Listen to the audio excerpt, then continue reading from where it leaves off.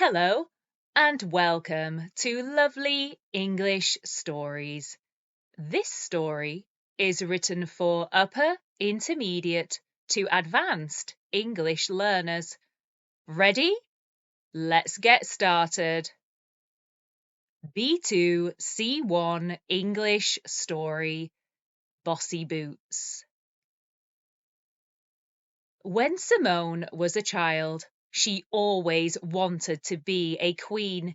She liked to be in charge and was known, on occasion, to enjoy lording it over people. She got a kick out of telling others what to do. Basically, she was a self-certified bossy boots. A lot of people found Simone to be a little too abrupt or in your face. She wasn't afraid to express herself or tell people what she really thought of them. She knew that sometimes her opinions upset other people, but in her mind, that was their problem, not hers. If they couldn't handle the truth, then that was on them. Even as a small child, Simone had no hesitations in telling her fellow classmates if she thought their work was terrible or if they had performed badly in class. She thought that truth had power, which of course it does, but sometimes she could be a little too harsh for some people. As she grew older, she learnt to curb her opinions, though it often left her feeling frustrated by people. She would often think to herself, why are they all so weak? Why can't we all just be a little more honest? Simone was able to receive criticism as easily as she could dish it out, so she didn't have any problems there. In fact, she repeatedly asked her managers and colleagues for feedback so she could improve her working style. As a result, she moved up the ranks quickly. She started as an intern, and within 6 years, she was a member of the executive board. She often felt out of her depth, but she was adamant that she wouldn't let herself get snowed under by work. Simone believed she had done so well in her career because of her truthfulness. She regularly asked awkward questions which would highlight discrepancies or weak work within the team. Her colleagues often knew about what was going on, but didn't say anything, which frustrated her even more. Everyone is always trying to watch their own back, she'd say to her managers, but in doing so, they're actually stabbing themselves in the foot, because now it'll all come crashing down on them, and all the errors and shoddy work are more evident. Because of Simone's ability to improve processes and procedures, she wasn't always the most liked member of the team. Did this bother her? On the surface, it didn't. She would announce that I'm not at work to make friends, I'm at work to work. But some nights she did go home and wonder why she couldn't just keep her thoughts to herself. Simone did have friends, but she didn't have loads of them. People had to be willing to accept and hear the truth from her if they ever wanted to hang out. But Simone knew that this made her friendships stronger. Nothing was surface level with her friends. They always spoke the truth and had wonderfully deep and intellectually stimulating conversations. When Simone reached 30, she realized her need for the truth was becoming too much as she regularly upset people at work. Once she was called into the HR office and was given a warning about her so-called behavior. She couldn't believe it. All she had done was point out some mistakes a member of her team had made, and they reported her for picking on them. Simone had to take several deep breaths. Look, I can show you the facts and the reports to prove that this person is not working to the best of their ability, and they are making mistakes that cost the business money. They either need more training or they need to go. In the end, HR agreed with her, but it was stressful for her. Why was she getting the blame for calling someone out? Simone decided to take a 3-month sabbatical from work. She was fed up with upsetting people and feeling constantly frustrated by them. Is this really their problem or mine?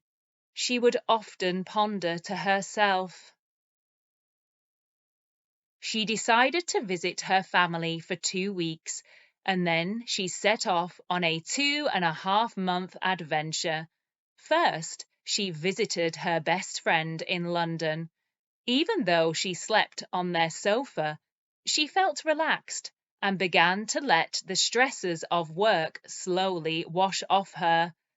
Simone spoke to her friend, Michelle, about how she had been feeling. I bet all my work colleagues are so glad I'm off for these 3 months. They'll feel like they're getting a reprieve.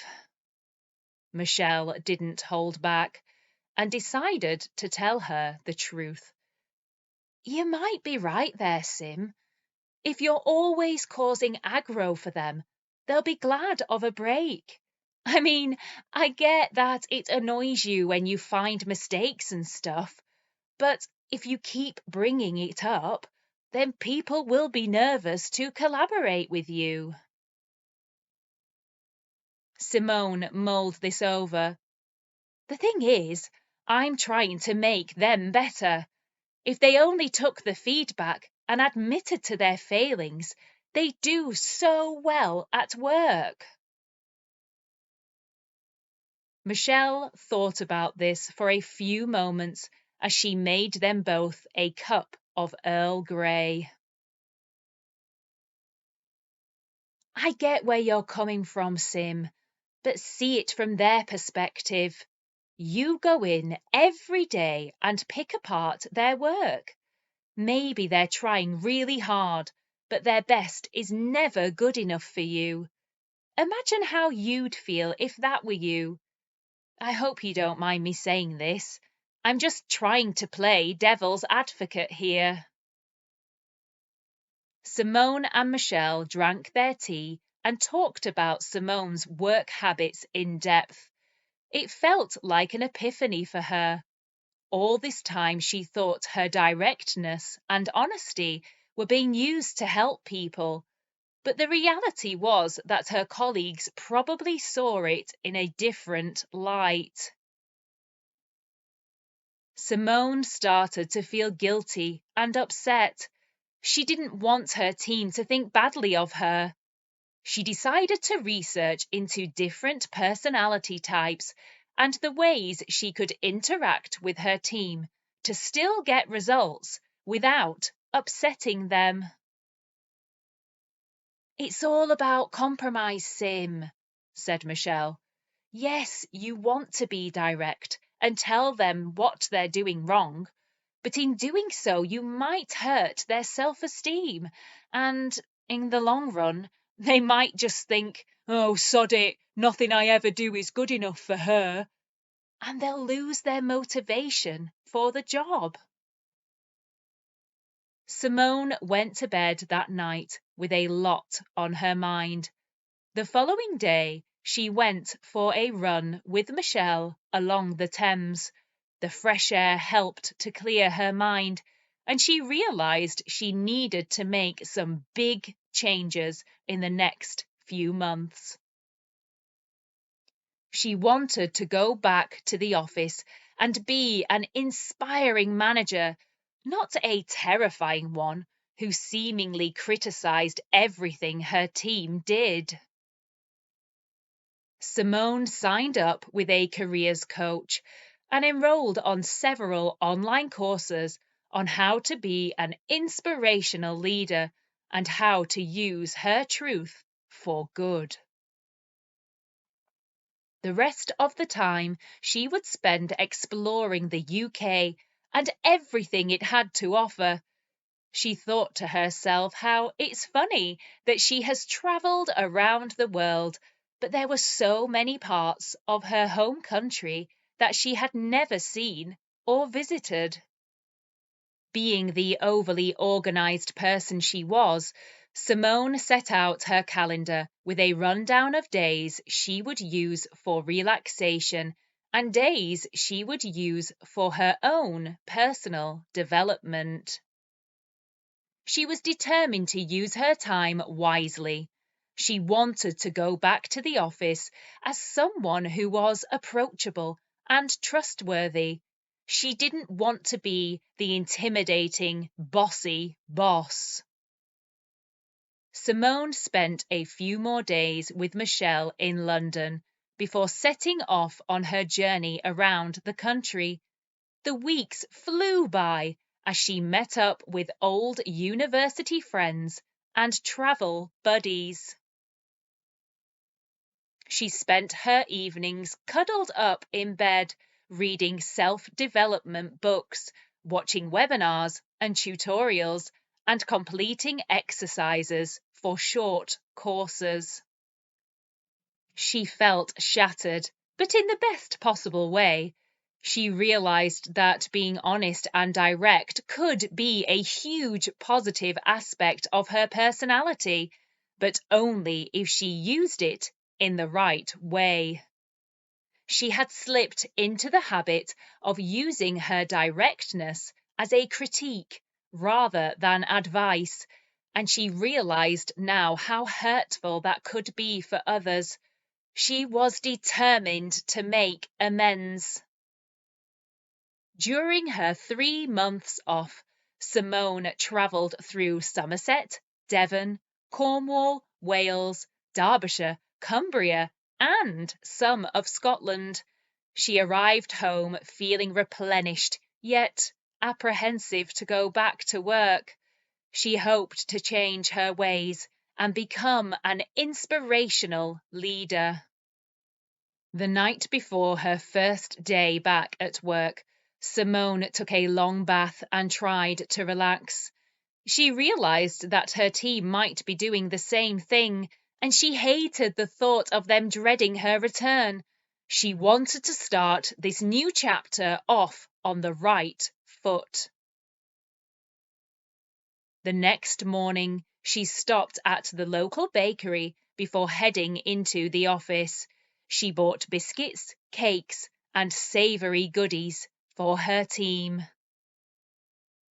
She also made sure to book in a one-to-one meeting with all of them to discuss how things had been in her absence. She also wanted them to set some goals for the coming months. Simone decided she would do all she could to help them achieve their goals. Her team were nothing short of shocked. Simone was like a new woman. She was encouraging and kind, rather than direct and cold. Although Simone was still as truthful as ever, she had changed the way she approached people and, in doing so, had become a real asset to her team. They began to respect her, listen to her, and appreciate her feedback, whereas before her break, they dreaded their meetings with her as they were scared she might tear their work to pieces. Simone was able to recognize that she wasn't the best boss in the world. She realized that not everyone can take direct feedback and that sometimes we have to compromise for the greater good. Do you think you would be a good manager? If you are a manager, do you enjoy it? Tell us in the comments below. We hope you enjoyed this lovely English story. Thank you for stopping by. Don't forget to like, subscribe, and share.